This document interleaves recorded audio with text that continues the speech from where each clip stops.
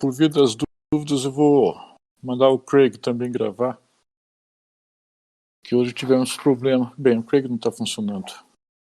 Bem, vamos ficar com isso mesmo, então.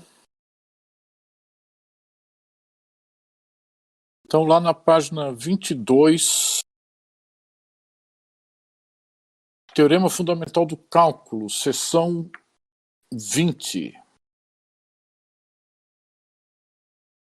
O teorema a seguir é um dos resultados de maior impacto social na história, com implicações em matemática, física, engenharias, psicologia, medicina, ciências biológicas, artes audiovisuais, estatística, ciência da computação, paleontologia, arqueologia, música estocástica, entre outras áreas do conhecimento.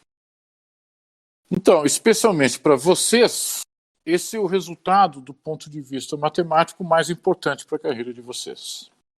Esse teorema 39, que é o célebre teorema fundamental do cálculo. O impacto dele a gente vai estudando um pouco a respeito disso com o passar do tempo. Se vocês quiserem que eu apresente exemplos pontuais dessas aplicações em outras áreas, além daqui da matemática, eu posso fazer isso com vocês. Mas, independentemente de qualquer coisa, na sexta-feira nós vamos ver um exemplo de aplicação em física desse teorema. Então vamos lá, teorema 39, que é o teorema fundamental do cálculo. Seja f uma função real contínua no intervalo fechado AB. Logo, nós temos dois resultados nesse teorema 39. A função g maiúsculo de x, dada por integral de a até x de f dt, é uma primitiva da f minúsculo de x. Em segunda parte, a integral de a até b de f minúsculo de x em relação a x é f maiúsculo de b menos f maiúsculo de a, sendo f maiúsculo de x uma primitiva da f minúsculo de x. Antes da gente começar a fazer a demonstração desse teorema, eu quero saber se o enunciado do teorema 39, que é importantíssimo, está claro para vocês ou não. Ok. O que é uma primitiva? Então, nós definimos isso lá atrás. Deixa eu ver em que momento que a gente definiu o conceito de primitiva. A gente já viu isso faz tempo. Deixa eu ver aqui. Só um minutinho aí. Só deixa eu ver se eu localizo aqui. Em que trecho que foi. Então, na seção lá sobre propriedades de funções circulares. Alguém aí está falando página 17? Exatamente. Exatamente. Então, na página 17, o André que achou ali, tá? Na página 17, no primeiro bloco de exemplos, nós temos ali o conceito de primitiva. Logo depois do primeiro bloco de exemplos, está escrito lá, se f maiúsculo e g maiúsculo são primitivas de f. Bem, a primitiva a gente definiu antes. Tá, agora que eu achei ali. Está no segundo parágrafo da página 17. Seja f minúsculo uma função, dizemos que a f maiúsculo é uma primitiva da f minúsculo, sem só ser a derivada da f maiúsculo coincidir com a f minúsculo. Por isso que é indispensável vocês sempre estarem lembrando dos conceitos que a gente já viu. Tá? Então, tá claro ali, Gabriel? Então veja só, essa pergunta que o Gabriel fez ali, o que é uma primitiva? O item 1 está dizendo que aquela função definida... Tá. Então, o item 1 do teorema 39 está dizendo que aquela função definida por uma integral é uma primitiva da f minúsculo. Em outras palavras, está dizendo que se a gente derivar essa g maiúsculo dada por uma integral, derivar em relação a x, nós vamos obter exatamente a f minúsculo de x. Isso está dizendo o primeiro item. Já o segundo item, ele é mais surpreendente ainda, porque o segundo item diz que a integral de Riemann é uma diferença entre primitivas, entre uma primitiva aplicada no limite superior, menos a mesma primitiva aplicada no limite inferior de integração. Isso é independente de qual primitiva se use. Tá? Então, o item 2, para efeitos práticos, nos fornece um método para calcular a integral. Em que sentido? Que nós temos teoremas para derivada de soma, derivada de diferença, derivada de produto e derivada de razão. Para integrais, nós temos apenas teoremas para integral da soma, integral da diferença e integral de constante vezes uma função. Então, nós não temos teorema para integral de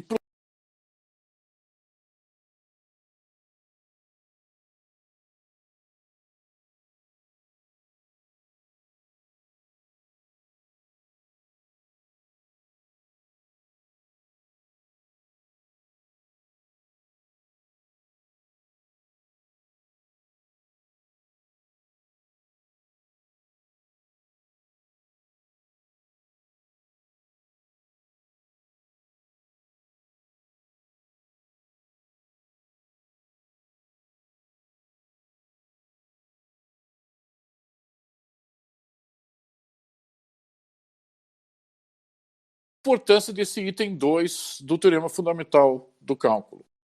Porque, já que sabemos derivar, em princípio sabemos calcular primitivas de funções. E sabendo calcular primitivas de funções, esse item 2 do teorema fundamental do cálculo vai nos dar um método para efetivamente fazer conta, determinar quanto que é a integral de Riemann de uma função em um dado domínio de integração. Tá? Então, essa é a primeira ideia a respeito do teorema fundamental do cálculo. Podemos partir para a demonstração? Ok. Tem gente digitando aí, o Leandro está digitando.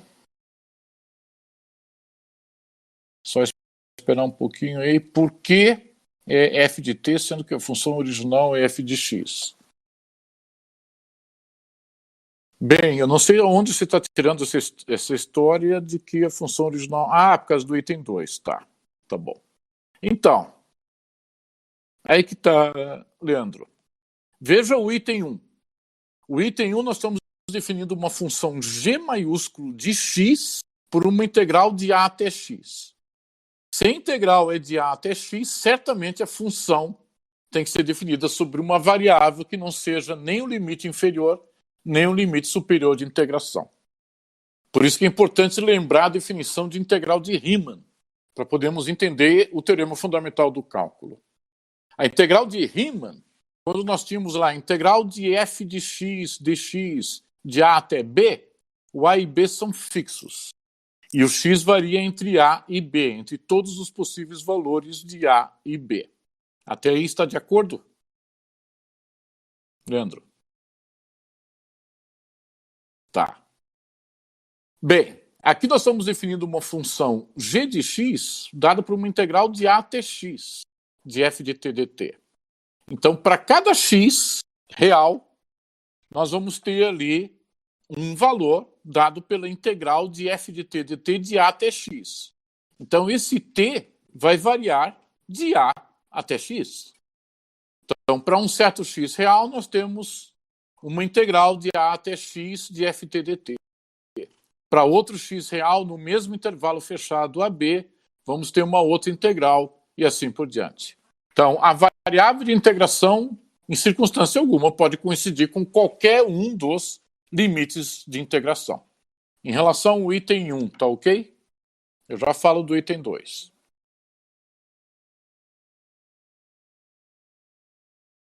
Vamos ver. T pertence ao intervalo não degenerado. Não, o T pertence ao intervalo degenerado, porque a integral de Riemann é definida... Não, desculpa, não degenerado. Né? Claro. E se a função é contínua em AB, nós estamos ali realmente assumindo que o B é maior do que A. Então, cada x ali... Só que veja só, isso não nos impede de calcular essa integral em certos domínios de integração degenerados. Por exemplo, a gente pode determinar o g de A. O g de A vai ser uma integral de A até A, de ft dt. Então, a integral de A até A é um domínio de integração degenerado. Ok aí, Leandro? Tá. Agora, com relação ao item 2, aí não tem problema a gente colocar o f minúsculo de x. Na verdade, não tem problema, é indispensável, porque se nós vamos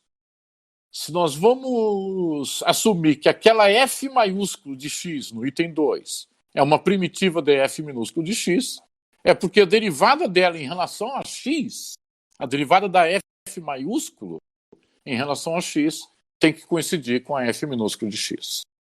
Tranquilo então aí, Leandro? Tá. Então, demonstração. Nós vamos demonstrar as duas partes do teorema fundamental do cálculo. Vamos começar pela parte 1.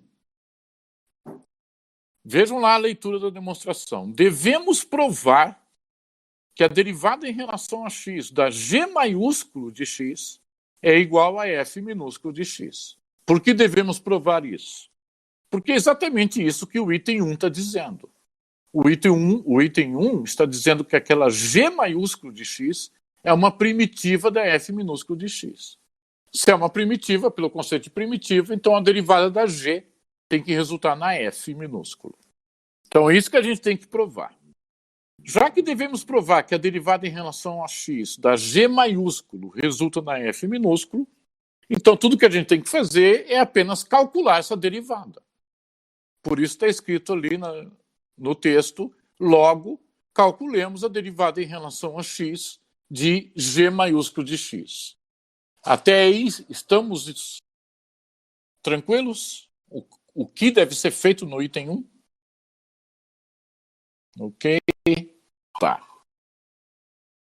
Bem, levando em conta que nós não vimos até agora um único teorema sobre derivação de integrais, então a gente não tem escolha, a não ser usar a definição de derivada, de função derivada.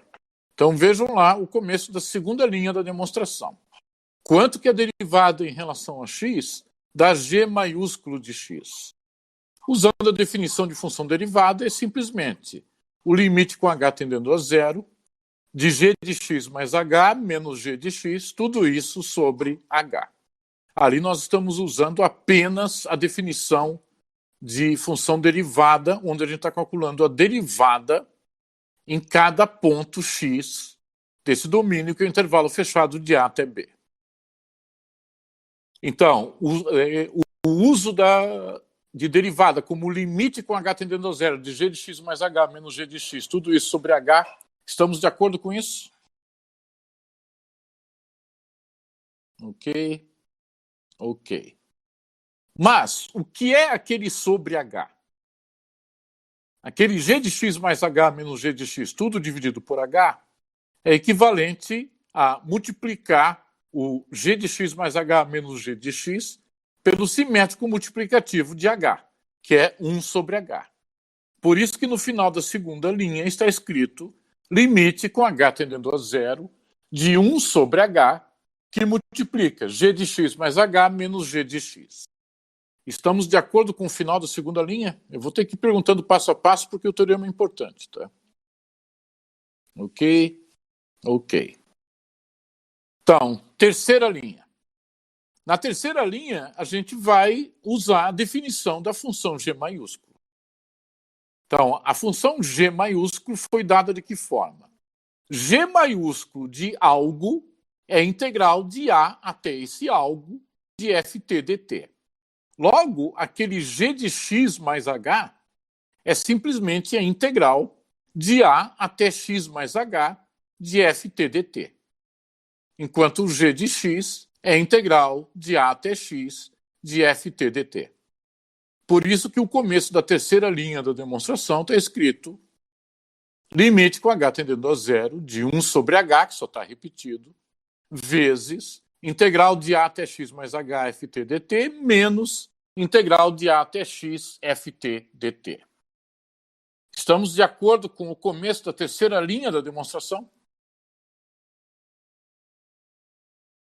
Ok. Ok. Gabriel está digitando.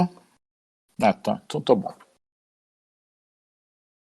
Mas, se vocês olharem até o ponto onde a gente leu agora há pouco, o que é aquela integral, o que é aquela menos integral de a até x ft dt? Pela definição de integral de Riemann que nós vimos, se a gente permutar os limites de integração, o a, que é limite inferior de integração, colocá-lo como limite superior, e o x, que é limite superior, colocá-lo como limite inferior de integração, o sinal da integral muda.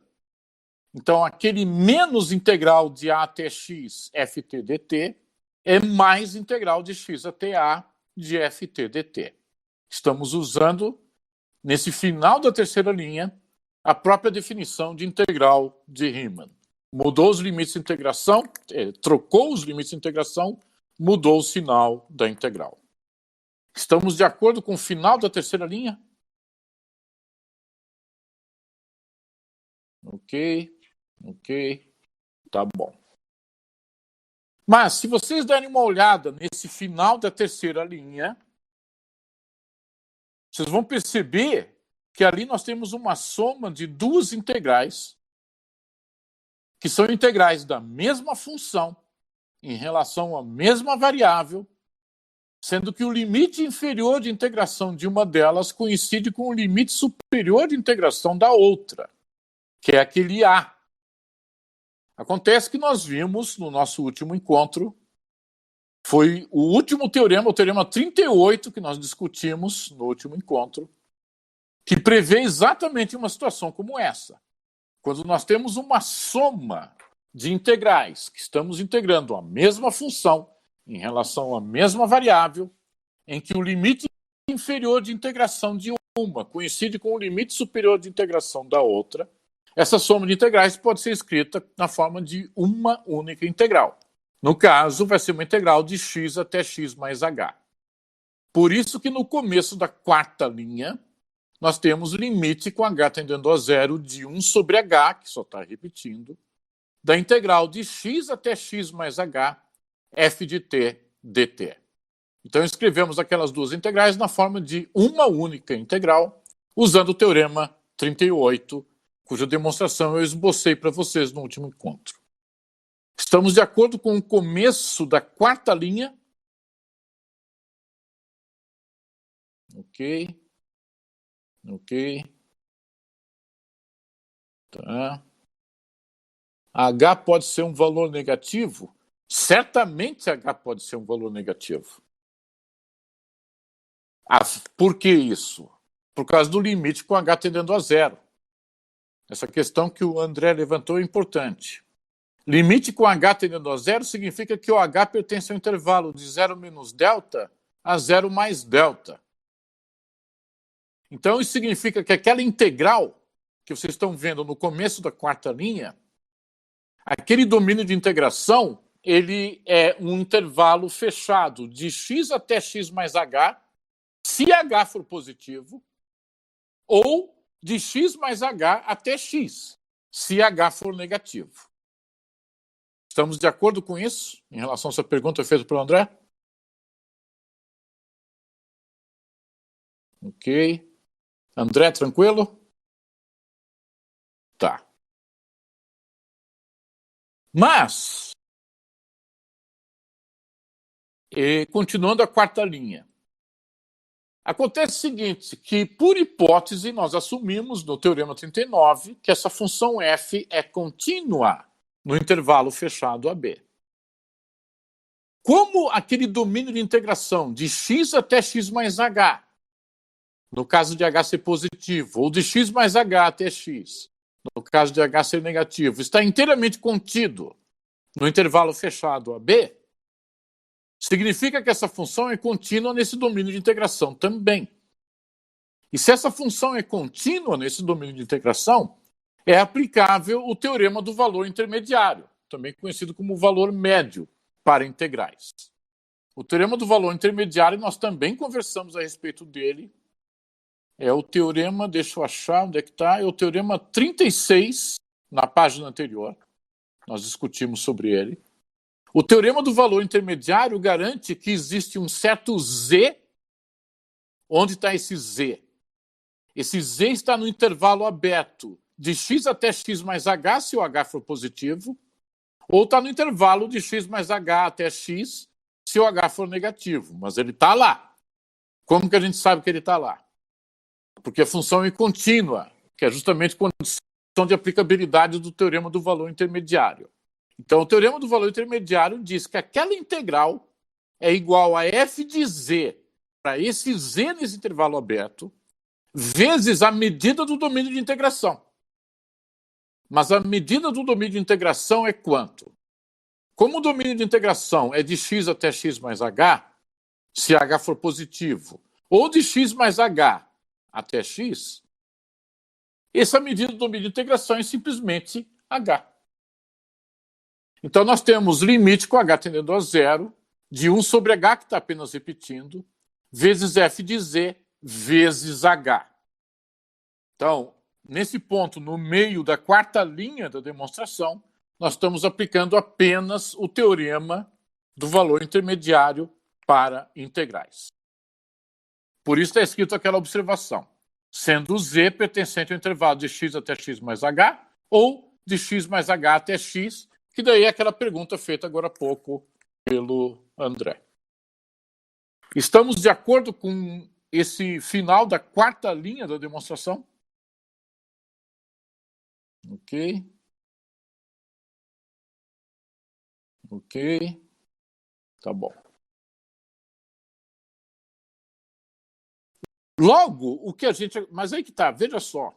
A gente chegou, então, ali, ainda lendo na quarta linha, a gente chegou naquele limite com h tendendo a zero, de 1 sobre h vezes f de z vezes h. Só que o que significa h tendendo a zero? De acordo com a definição de limite, h tendendo a zero significa que h pertence ao intervalo de 0 menos delta, 0 mais delta, exceto zero. Se é exceto zero, é porque o h jamais é zero. Se h jamais é zero, aquele 1 sobre h vezes h simplifica e fica 1. 1 vezes f de z. Então, lembrando que todas essas contas que a gente está fazendo desde o início é só calcular a derivada em relação a x do g maiúsculo de x, tudo que a gente fez até agora foi provar, na quinta linha, que a derivada em relação a x de g maiúsculo de x é o limite com h tendendo a zero de f de z. Estamos de acordo com isso? Com que a derivada do g maiúsculo em relação a x é aquele limite? Ok. Mas a pergunta é, quanto que é esse limite? Quanto que é o limite de f de z com h tendendo a zero? Então, vocês não podem esquecer quem é esse z. Esse z, ele está confinado entre x e x mais h, se o h for maior do que zero, ou entre x mais h e x, se o h for negativo. Mas de uma forma ou de outra, ele está confinado entre x mais h e x, ou x e x mais h. Se o limite é com h tendendo a zero, lembrando que o z está sempre entre x e x mais h, então esse limite de f de z com h tendendo a zero é o limite do f de z com z tendendo a x. Estamos de acordo com esse final da quinta linha? Ok. Ok. Vamos ver os demais. Tranquilo aí, gente? Os demais aí? Só para ter certeza. André está digitando.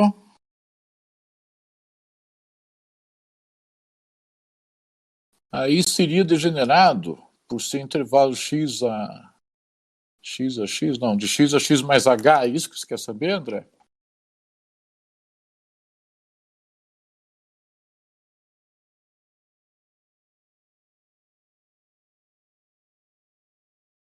Então não é um intervalo degenerado, né, André? Porque se o Z está confinado entre X e X mais H, não esqueça que H tende a zero, ou seja, H jamais assume o valor zero, pela definição de limite. Além disso, a gente precisa desse intervalo aberto para poder aplicar o teorema do valor intermediário. Então, nós estamos. Esse Z invariavelmente pertence a um intervalo aberto. Ou de X até X mais H, ou de X mais H até X. Tranquilo aí, André? Tá. Mas aí, tudo bem. Então, o limite de f de z com h tendendo a zero é o limite de f de z com z tendendo a x. Mas daí ainda fica a pergunta, mas quanto que é o limite de f de z com z tendendo a x? Aí lembramos de novo, vamos ver, por que z tendendo a x? Por causa daquilo que a gente falou agora há pouco, quem é o z, Leandro? Quem é esse z? Esse z é um elemento cuja existência é garantida pelo teorema do valor intermediário. Significa que esse z está confinado entre x e x mais h, ou entre x mais h e x. De uma forma ou de outra, ele está confinado lá dentro daquele intervalo aberto. Se o h tende a zero, o z se aproxima de x, ele tende a x, já que ele está sempre ali. Tá ok aí, Leandro? Tá. Mas quanto que é o limite de f de z com z tendendo a x? Acontece que no teorema 39 nós estamos assumindo que essa f minúsculo é contínua no intervalo fechado AB. Logo, esse limite de f de z com z tendendo a x é f de x. Então, por isso está escrito no final da primeira parte, uma vez que f é contínua no intervalo fechado AB, então o limite de f de z com z tendendo a x é exatamente f de x, porque esta é exatamente a definição de continuidade de uma função. A função é contínua em um dado domínio, no nosso caso, o domínio intervalo fechado AB. C e só C vale esse limite para todo x do domínio. Ou seja, lembrando vocês que esse limite de f de z com z tendendo a x é exatamente a derivada da g maiúsculo em relação a x, com isso a gente acabou de provar que a derivada em relação a x da g maiúsculo de x é exatamente a f minúsculo de x. E com isso termina a primeira parte do teorema fundamental. Estamos de acordo com o fim da primeira parte? Ok. Ok. Tá. Então, eu vou fazer uma recomendação para vocês. Dada a importância desse teorema, eu fortemente recomendo que vocês refaçam essa demonstração, só que de uma maneira mais detalhada do que foi feito aqui para vocês. Ou seja, vocês analisarem essa demonstração parte por parte, cirurgicamente, considerando, por exemplo, primeiro o caso em que H é positivo, que é aquela pergunta feita pelo André.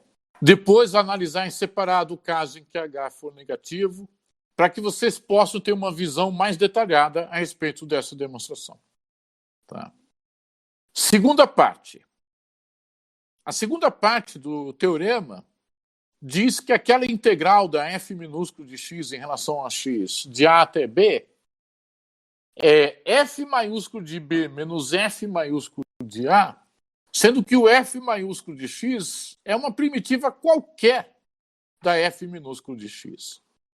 Ora, se a f maiúsculo de x é uma primitiva da f minúsculo, e sabendo pela parte 1 do teorema que a g maiúsculo é uma primitiva também da mesma função, e lembrando que primitivas de uma mesma função diferem entre si apenas por uma constante, por isso que na demonstração da parte 2 a gente escreve ali que, seja quem for essa f maiúsculo, ela é tal que F maiúsculo de x é igual a G maiúsculo de x mais uma constante.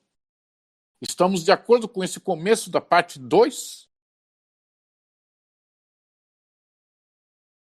Ok, os demais, tá bom. Bem, já que elas diferem por uma constante, então vamos calcular o valor dessa constante. É só perguntar quanto que é o F maiúsculo de A. Se o F maiúsculo de x é G maiúsculo de x mais constante, em particular, o F maiúsculo de A é G maiúsculo de A mais constante. Mas quanto que é o G maiúsculo de A? De acordo com a definição da G maiúsculo, ela é dada pelo quê? G maiúsculo de x, integral de A até x de ft dt. Se o x for A, nós vamos ter integral de A até A de ft dt. Mas pela definição de integral de Riemann, independentemente de qual seja a função que está sendo integrada, integral de A até A é zero. Por isso está escrito no final da primeira linha, da parte 2 da demonstração, mas g de A igual a zero, porque o g de A é uma integral de A até A. Se o g de A é zero, então a constante é igual a F maiúsculo de A. Estamos de acordo com o valor da constante?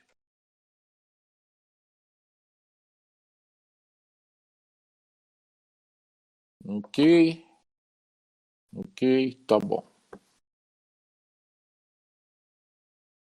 Logo, é cabível a gente perguntar quanto que é o F maiúsculo de B. O F maiúsculo de x é G maiúsculo de x mais constante, sendo que a constante a gente acabou de determinar é F de A. F maiúsculo de A. Então, o F maiúsculo de B é o G maiúsculo de B mais a constante, que é F maiúsculo de A. Mas quanto que é G maiúsculo de B? Ora, G maiúsculo de x é integral de A até x de ft dt. Então, o G maiúsculo de B é integral de A até B de ft dt. Logo, a integral de A até B de ft dt é simplesmente F maiúsculo de B menos F maiúsculo de A, o que encerra a demonstração da parte 2. Estamos de acordo com o final da parte 2 do teorema fundamental do cálculo? É divertido, né? André gostou. Pois é, a demonstração realmente é muito bonita, não há dúvida, só que há uma lacuna que vocês não podem esquecer. Tá? Vejam só. Para demonstrar esse teorema, nós usamos vários resultados anteriores. Todos os resultados anteriores que a gente usou aqui, a gente demonstrou com exceção de um só. O único resultado que a gente não demonstrou é o teorema do valor intermediário, que eu falei para vocês que o teorema do valor intermediário exige conhecimentos muito profundos de análise. Então, essa demonstração aqui, ela está correta se a gente tiver a demonstração do teorema do valor médio.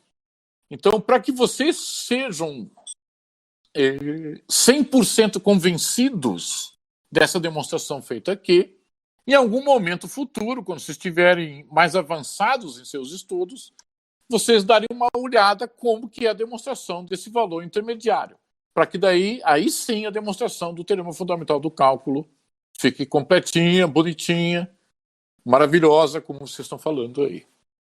Tranquilo aí, gente? Antes de partir para os exemplos, o teorema é fantástico, mas o alcance dele, com o tempo vocês vão percebendo o alcance dele, vocês vão ver só. Então vamos começar com exemplos. Exemplo 1. Quanto que é a integral de x ao cubo em relação a x de 2 a 5? Então, eu não escrevi explicitamente aqui, eu vou falar para vocês, estamos assumindo que nós temos uma função f de x igual a x ao cubo, cujo domínio é tal que esse intervalo fechado de 2 a 5 está contido no domínio. Tá? Para que a gente possa integrar essa função. Tá? Então, a pergunta é essa. Quanto que é a integral de x ao cubo em relação a x de 2 a 5? De acordo com o teorema fundamental do cálculo, parte 2, nós precisamos estabelecer uma primitiva de x ao cubo, aplicar essa primitiva sobre o limite superior e subtrair pela mesma primitiva no limite inferior. Mas seja como for, o primeiro passo é determinar uma primitiva. Bem, uma primitiva de x ao cubo é x à quarta sobre 4 mais alguma constante. Vocês estão de acordo com esse x à quarta sobre 4 mais alguma constante? Ok, tá. Agora, o item 2 do teorema fundamental do cálculo pede para calcular essa primitiva sobre o limite superior e subtrair da mesma primitiva sobre o limite inferior. Mas essa primitiva sobre o limite superior é 5 à quarta sobre 4 mais constante, menos, agora no limite inferior de integração, 2 à quarta sobre 4 mais constante. Vocês devem estar percebendo nessa brincadeira que a constante vai subtrair da constante, de modo que essa constante ela se torna, na verdade, irrelevante. Percebem isso?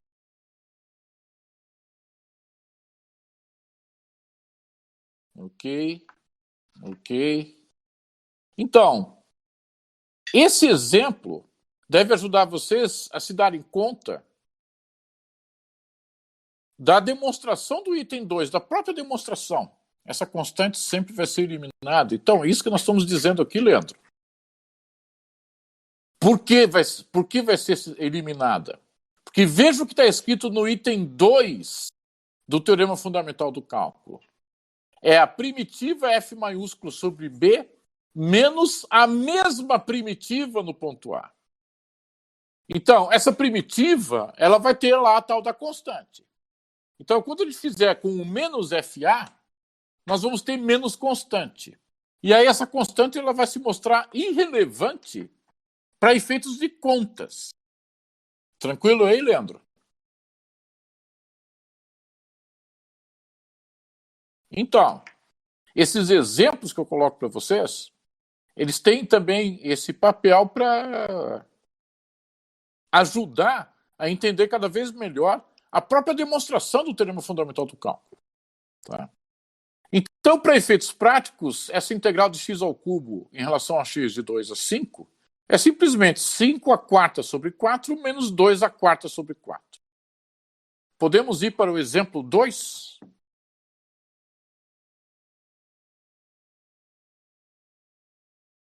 Vamos ver os demais. Tá. Então, já que ficou patente que a gente não precisa se preocupar com essa constante no caso de aplicação do teorema fundamental do cálculo para efeito de cálculo de integral de Riemann, de agora em diante a gente vai sempre ignorá-la. Então, no exemplo 2, quanto que é a integral de uma função constante c em relação a x de a até b? Lembre vocês que integral de função constante nós já enunciamos e já provamos um teorema sobre isso. Então, de acordo com o teorema fundamental do cálculo, aquele teorema que nós provamos sem usar o teorema fundamental do cálculo tem que resultar exatamente no mesmo valor que a gente obteve no encontro anterior. Então, quanto que é a integral da função constante c em relação a x de a até b? Para determinar essa integral, de acordo com a parte 2 do teorema fundamental do cálculo, a gente precisa de uma primitiva de uma função constante c. Quem que é essa primitiva? É cx. Aqui nós estamos ignorando a constante c maiúsculo, porque a gente já sabe que não precisa pensar nela. Então é simplesmente cx. Por que cx? Porque se derivarmos cx em relação a x, a gente volta a ter a função constante c. E cx de a até b. Então, cx sobre b, que é cb, menos cx sobre a, que é ca. Por isso está lá cb menos ca.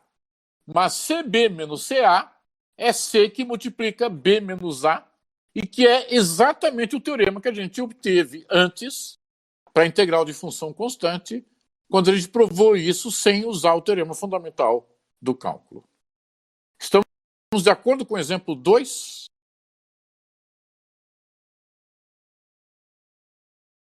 Ok. Tá. Exemplo 3. Quanto que é a integral de seno de x em relação a x de 1 a 2? Então aqui vocês começam a perceber um pouco do alcance desse teorema. Porque se vocês forem tentar usar a definição de integral de Riemann para calcular a integral de seno de x, usando aquele negócio de limite de soma de Riemann, vocês vão passar por um pesadelo. Aí que entra a facilidade enorme que o teorema fundamental do cálculo representa. Porque a gente sabe derivar seno. Derivar seno é cosseno. A gente sabe derivar cosseno. Derivada de cosseno é menos seno. Inclusive, esse foi um dos exercícios que vocês resolveram no primeiro bloco. Então, tudo aquilo que a gente viu anteriormente é útil cada vez mais.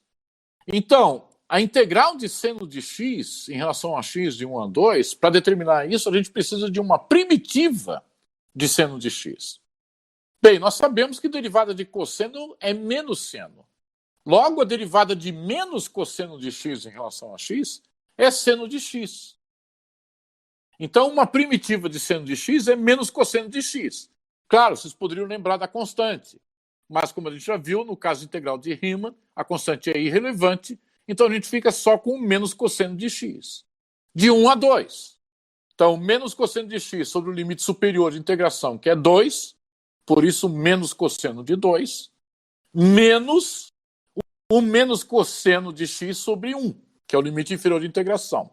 Por isso está escrito ali menos cosseno de 2 menos cosseno de 1, que é simplesmente cosseno de 1 menos cosseno de 2. Estamos de acordo com o exemplo 3?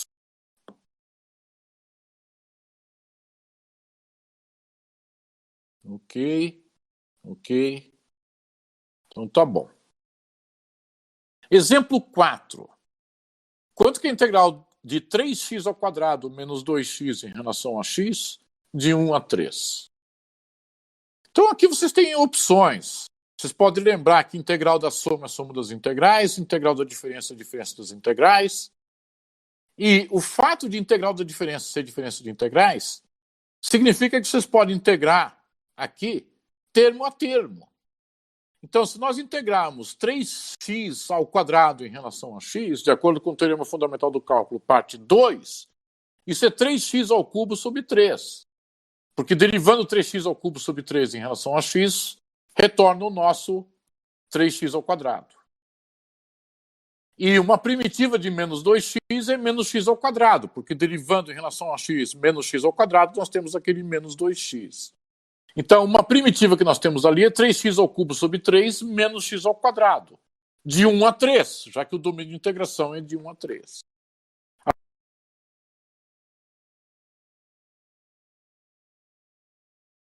Integração. Então, nós vamos ter ali simplesmente 3 vezes 3 ao cubo sobre 3, menos 3 ao quadrado, menos no limite inferior. Mas no limite inferior de integração, vocês notem que tudo que aparece ali vai cancelar. A área da integral seria o deslocamento de uma partícula em mecânica. Ó, integral não tem área. Quem tem área são regiões de um plano. Tá? Agora, se você quer interpretar, se você quer fazer aplicações de integração em problemas de mecânica, a gente pode falar sobre isso em outro momento, Leandro. Eu posso preparar um material aqui para mostrar para vocês daí, mas não hoje, tranquilo? Só que daí a gente faria isso mais no final das nossas discussões. Então tá, então a gente faz isso. Em algum momento, antes de acabarem as nossas aulas aqui, a gente faz uma discussão sobre isso. Você vai perceber que é bem simples a coisa. Tá? Então, esse quarto exemplo resultou simplesmente em 18. Podemos prosseguir aqui? Tudo tranquilo com o quarto exemplo? Ok. Tá bom. Então, continuando ali. Seja f de R em R uma função. Dizemos que f é ímpar. Se só sei para todo x pertencente aos reais, temos que f de menos x igual a menos f de x.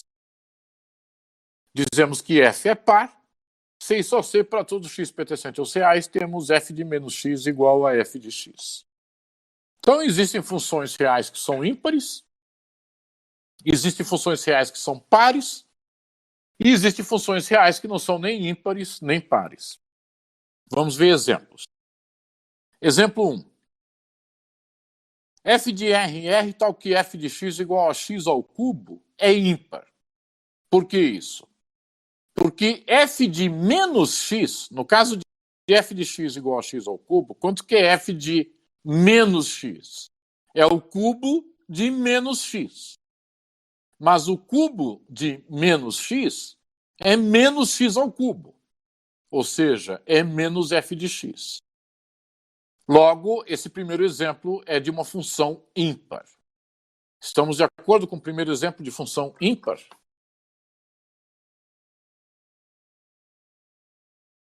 Ok.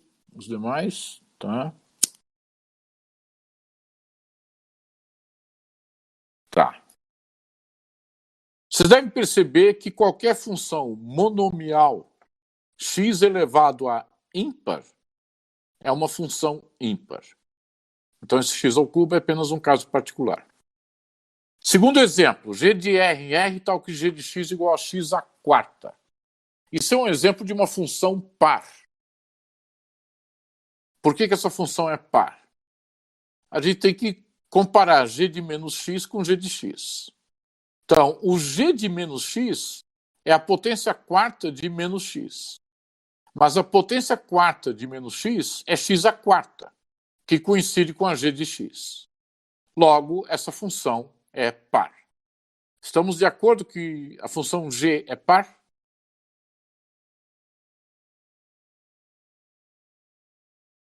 Ok. Vocês devem notar que qualquer função monomial x elevado a par é par.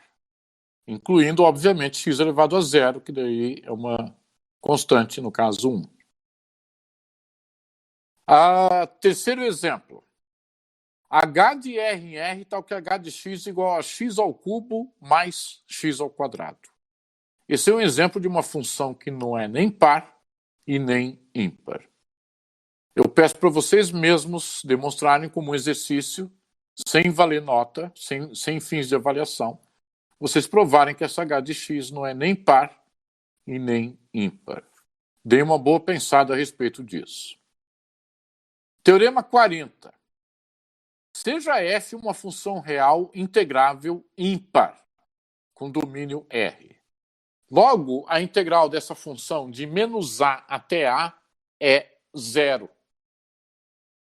Esse teorema 40 ele é extremamente útil, né, seguindo aquele espírito de tentar simplificar a vida da gente ao máximo. Então, setas integrais, quando vocês estiverem diante de setas integrais, em certas situações vocês não precisam nem perder tempo, nem mesmo usando o teorema fundamental do cálculo, porque setas integrais são muito imediatas de calcular. Exemplos são integrais de funções ímpares, em que os limites de integração são simétricos em relação à origem, que é o caso ali de menos a até a. Eu vou dar para vocês uma ideia de como demonstra o teorema 40. Então, por exemplo, considere aquela função x ao cubo, que nós vimos no exemplo acima. F de x igual a x ao cubo. Como que é a representação gráfica dessa função? Então, você sabe que o cubo de 1 é 1. E o cubo de menos 1 é menos 1. O cubo de 2 é 8. O cubo de menos 2 é menos 8. Então, quando a gente eleva ao cubo números reais simétricos em relação à origem, nós geramos imagens que também são simétricas em relação à origem. Então, aquela integral de menos a até a é a integral de menos a até zero mais integral de zero até a. Vocês concordam com isso? Ok. Ok. Isso por conta do teorema anterior que a gente viu também. Só que se a função for ímpar, a integral de menos a até zero vai ser o simétrico aditivo da integral de zero até a, pelo fato da função ser ímpar. Concordam com isso?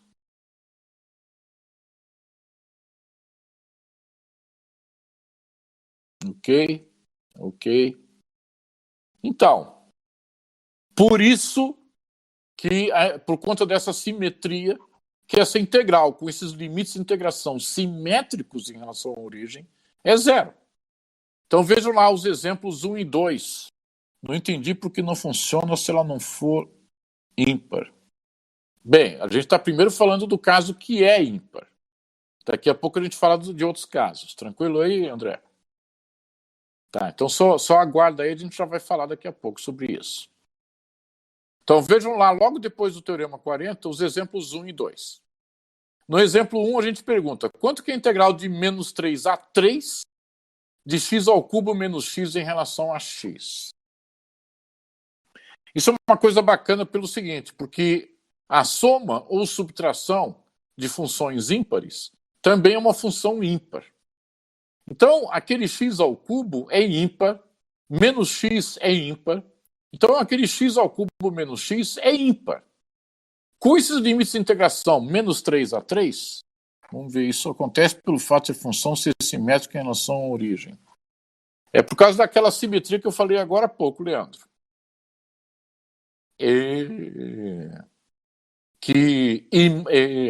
Pontos simétricos em relação à origem geram imagens simétricas em relação à origem.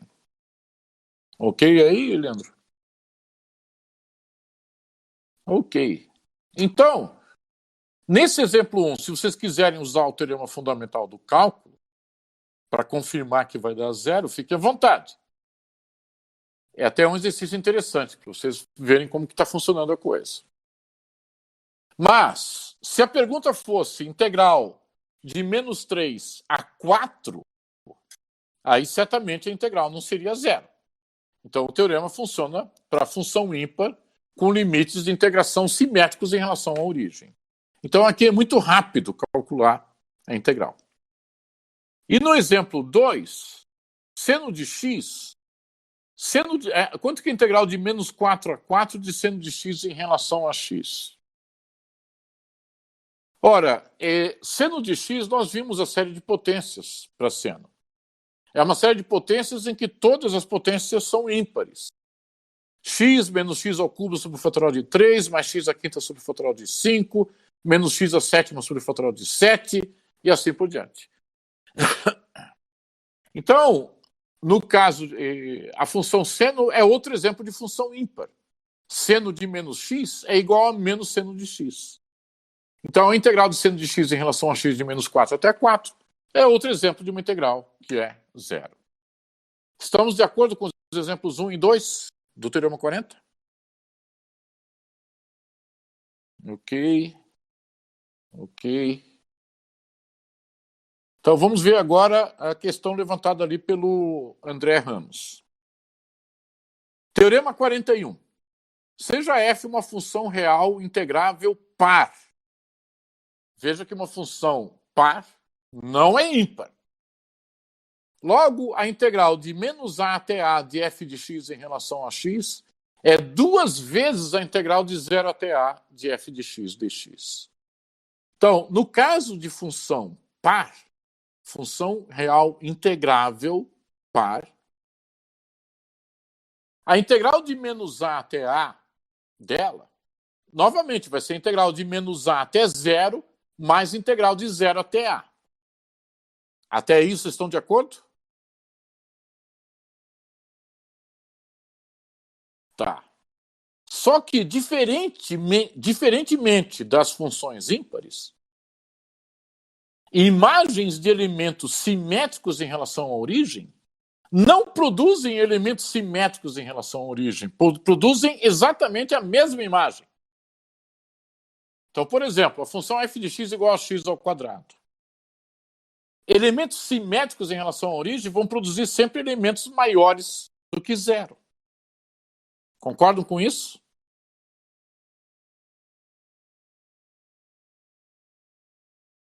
Então, Nesse caso, a integral de 0 até a, se a função for par, vai ser idêntica à integral de 0 até a, por causa dessa simetria em relação à reta x igual a 0, que é o eixo y. Estamos de acordo com isso?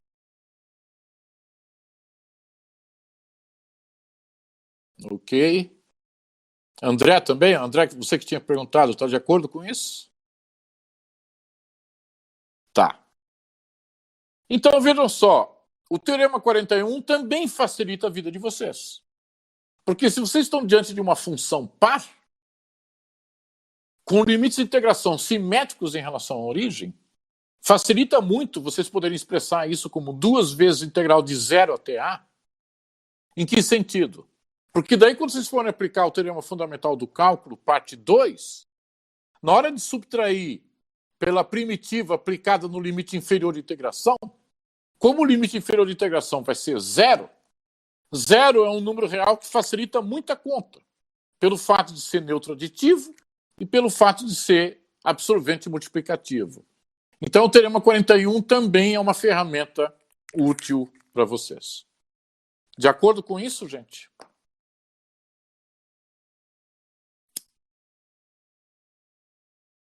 Ok. Então tá.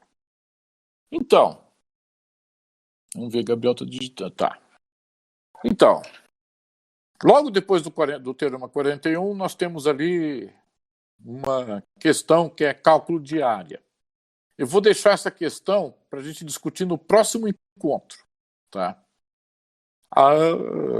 Se vocês quiserem, lendo com antecedência, essa questão colocada no final dessa página, ela é bem simples e ajuda bastante a entender algumas aplicações bem simplesinhas de integração, tá? Para efeito de cálculo de área de certas regiões de R2. Vamos ver se a gente consegue parar a gravação aqui.